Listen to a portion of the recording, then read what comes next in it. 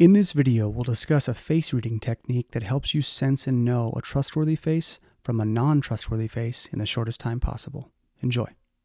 Hey everybody, we're going to talk about the technique that is used in face reading to ascertain whether or not you instinctively trust a person.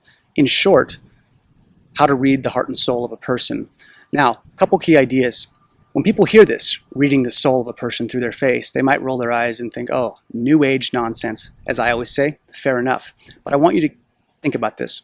We all instinctively face read. Every single one of us from the day we were born till the day we die. And I can illustrate this very quickly in a thought experiment. I'd like you to think of someone that you love very much. A parent, a child, a pet, whoever, whatever. Think about that person or that pet. And in this hypothetical, there are 10 strangers. And this is a life or death situation where you are going to have to leave your very special person with a complete stranger. And you have 30 seconds to make a decision. Each of us is going to be scanning those faces like a hawk, feeling, intuiting, sensing, and then saying, that person right there. So we all instinctively face read. It's all we would have to go on. We wouldn't be looking at their hands, their clothes, their chest. We'd be looking at their face, looking into their eyes, attempting to get a feeling. So we all face read. We all can sense something emanating from the human face.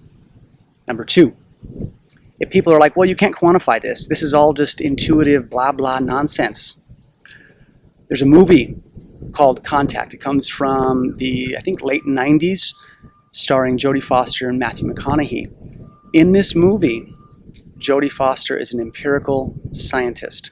The movie deals with extraterrestrial contact, time travel, time warps, black holes, wormholes. It's very cool. She's the empirical scientist who has lost her father when she was a little girl. Matthew McConaughey is the God-centered figure. He is a man of faith. He is religious. And they end up having a romantic connection. And in this movie, they're talking and sharing their sides of how they view life and how they view science and religion. And at one point, Jodie Foster says, I would need empirical data. I would need hard proof that God or the spiritual exists. And Matthew McConaughey says, proof. And he says, did you love your father? And she says, what? And he says, did you love your father? And she says, very much. And he says, prove it. That's it. Right there. So much of life, so much of what runs us, what drives us to instinctively protect our children are things that cannot be proven. I can't prove to you that I love my daughter. I love her more than anything in life. She is my heart and soul. Can I prove it? Nope. How about your parent, your pet, your kid? You can't prove it.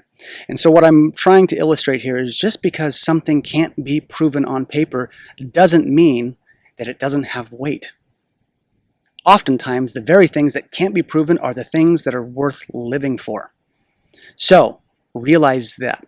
Think about these ideas in relation to reading a person's face. Don't blow it off because it can't be quantified or it can't be proven. The East has some very real and quality methods, good methods, to tune into this. So there's a very specific technique, and here it is. If we're going to read the heart and soul of a person, we have to use the heart and soul shape. So, 5-element theory, real quick. Fire, earth, metal, water, and wood. 5 rhythms in the natural world that humans have been dependent upon since the beginning for our survival. Each of the 5 elements has correspondences to organs in the body. It just so happens that the fire element relates to the human heart. This is relevant in this context because the human heart in the East is seen as the emperor. This is the space where the soul actually lives. If you had an energetic infrastructure and you could see the inside of the energetic layout of a person, the soul lives in the heart of a person, not the liver, not the kidneys, the heart. And so the shape associated with the fire element, with the heart, is the triangle. Now, typically when we think of a triangle, we think of it like this, base at the bottom, point at the top. But for this lens, for this tool, we're going to invert it. And we're going to put the top of the triangle right above the eyes, below the eyebrows, all the way out to the temples. And then from there, draw it right down to mid-chin.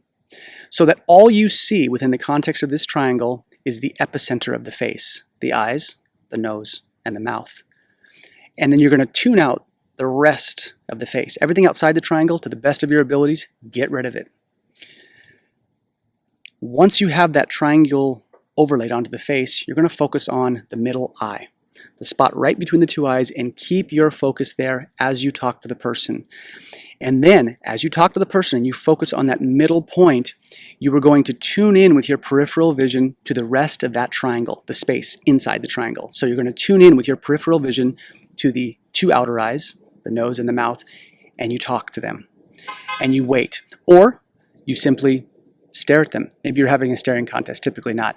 So you're going to be doing this in the context of talking, but you tune into that and you wait for the emotional welling of feelings to come up inside you as you tune into the triangle this way. Okay, the heart and soul shape, the fire element shape, the triangle. As you do this, you are getting a direct pipeline, according to the East, directly into the emanation of a person's spirit. And if you track this and you do this technique, you will be clued into whether or not you trust someone instinctively or not. So try this technique. Start doing it to people at the store. Do it to your relatives. Do it to your children. Do it to people that give you a bad vibe. Get into conversation with someone that gives you a bad vibe and simply tune into this. It's a very powerful technique. It has served me very well. And should you ever decide to learn face reading and become a face reader, this is the technique, the best way to read the heart and soul of a person, or what they call the Shen of a human. All right, take care.